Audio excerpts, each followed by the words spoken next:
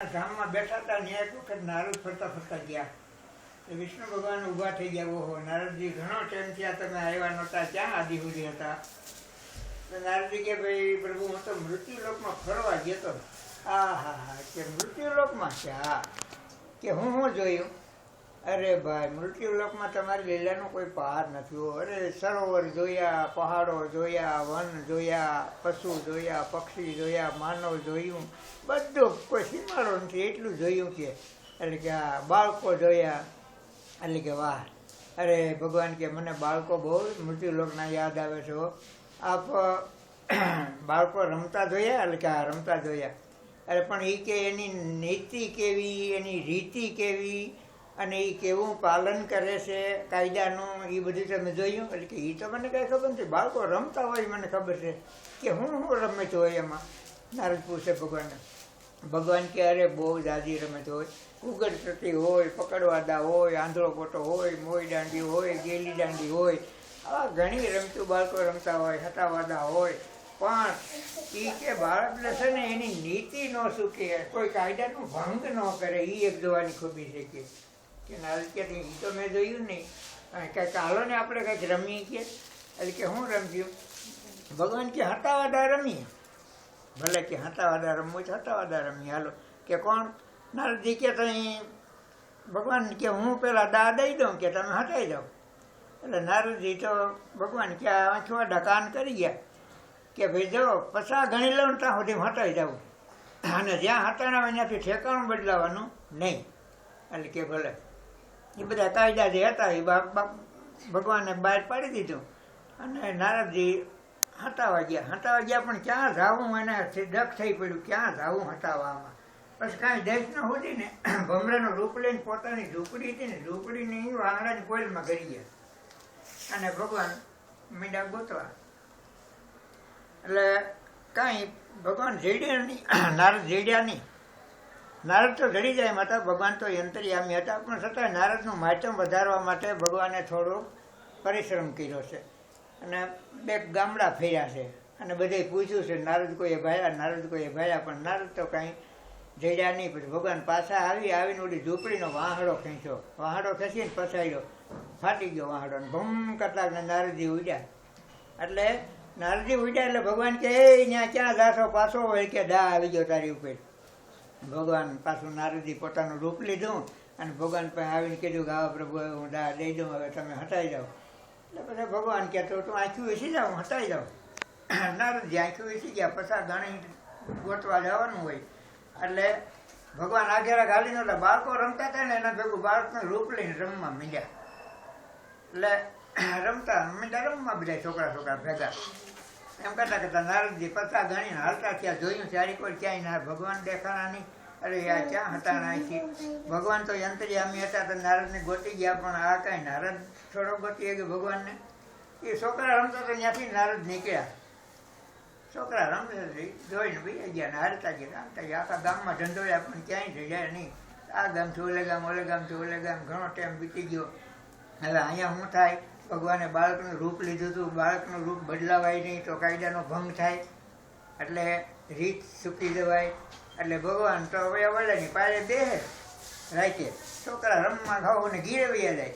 એમ કરતા હવાર થાય એટલે પાછા છોકરા આવેલો ભગવાન મંડે રમવા ભેગા. આમ કરતા થોડોક ટાઈમ વીતાયો. એમાં એક દિવસ એક આહિરના ભાગોને ડોસી વાડિયાથી ગાડું લઈને ઘીરે જાય. સાંજે મોડાથી દીકરો દીકરી કાંઈ નહીં. એને બિચારાને 2 માણસ ખેતી કામ કરે અને પોતાનો નિર્વાહ ચલાવતા હતા. એમાં બાપા ગાડું છોડીને હવે ઢાંડા પાવા ગયા. ડોસીમાં ગાડામાં બેઠા છે. ઢાંડા પાવા ગયા તો ઢાંડો જરાક ભડકો. ભગવાન બેઠા હતા હવે એની પાસે, અંધારું થઈ ગયું હતું. ઢાંડો ભડકો એટલે બાપા કીધું લે આ શું છે? કાંઈ કેમ ભડકે ઢાંડો? એમ કહીને જોયું તો ભગવાન બાળકના રૂપમાં, છોકરાના રૂપમાં બેઠા હતા.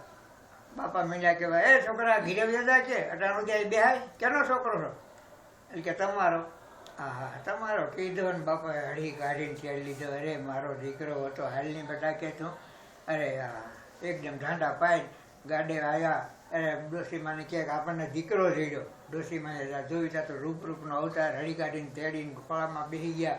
ગાડું જોડીને ગયા ઘીરે જઈને ઘરમાં ઘસાડા વધડું પાથર્યું, દીવો કર્યો, અરે પ્રસાદ બનાવ્યો, ત્રણેય ભેગા બેહીને જમ્યા.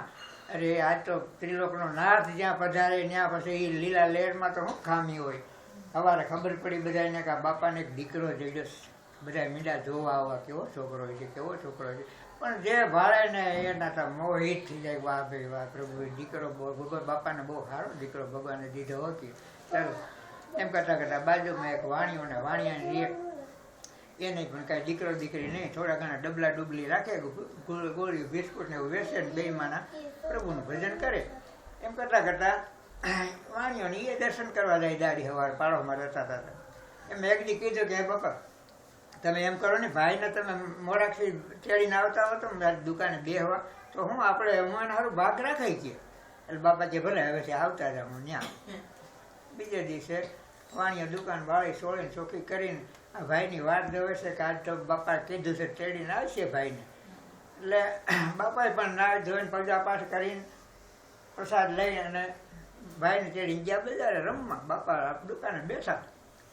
હવે કાયમનો નિત્ય થઈ ગયો એને તો, રોજ મોરાથી જાય અને વાણિયાની દુકાને બેસે. એમ કરતાં કરતાં નારદજી રખડી રખડીને થાક્યા છે ને ફરી વાર પાછા આ ગામમાં આવ્યા. આવીને સંન્યાસી રહ્યા, એટલે કાંઈ ઘીરે ઘીરે તેને ભિક્ષા માગવાની નહીં, બજારમાં દુકાનું માગે. એટલે દુકાનું માગતા માગતા આ વાણિયાને આવ્યા. આવીને કે શેઠજી સીધા ખીલાવો. એટલે કે હા બાપુ આવો આવો, સીધા જોખી દી. મીંડા શેઠ જોખવા. બાપા એટલે છોકરાને ચડીને બેસાતા. એટલે નારદજી ઓલા છોકરા સામું જોયું કે મારું હા હા હા કે કોઈ બાળક છે ને કે બાપાનો જોવે તો ભગવાન એ શું થઈ જાય. નારદજી આમ જોવે એટલે ભગવાન આમ થઈ જાય. એમ બે ત્રણ વખત એવું થયું અને આને નારદને નક્કી થયું કે આ મારો નાથ જ હોય, આવો માણસ હોય જ નહીં કોઈ દી, મૃત્યુલોકમાં આવો કોઈ દી હોય જ નહીં, નક્કી મારો નાથ છે.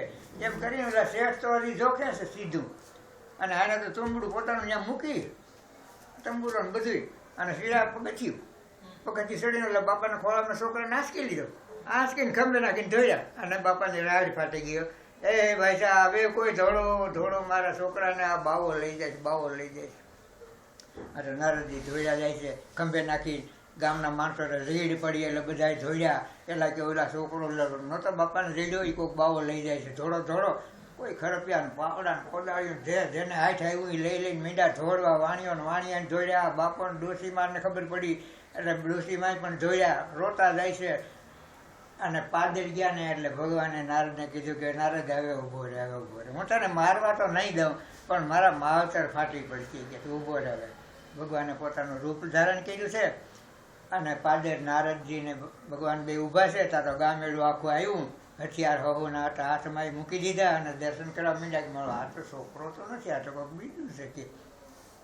બાબો ને ડોશી રોતા રોતા આવ્યા, વાણિયાણા આવ્યા એટલે કે મારા માવતરને આવવા દો ભગવાન કે.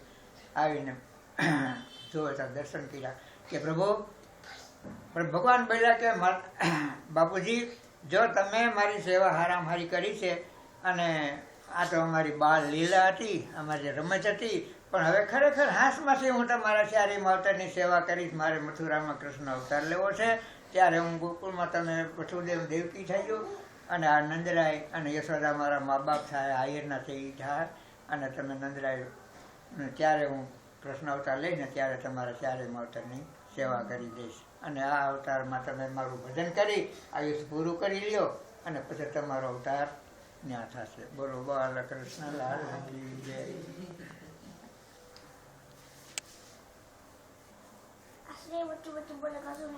એટલે આ લોચો પડ્યો.